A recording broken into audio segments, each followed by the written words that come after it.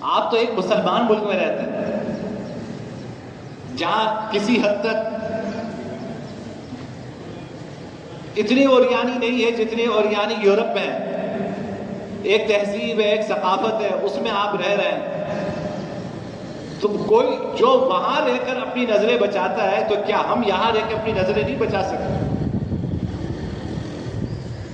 کتنے لوگ ہیں جو مخلوط تعلیمی اداروں میں پڑھاتے ہیں، پڑھتے ہیں، لیکن اللہ تعالیٰ ان کو ہمت عطا فرماتے ہیں، ہمت کر کے وہ اپنی نظروں کی حفاظت کرتے ہیں.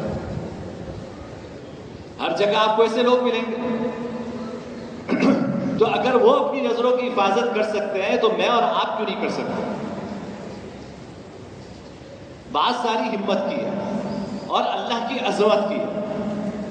سارا مسئلہ یہ ہے کہ ہمارے دلوں میں باری تعالیٰ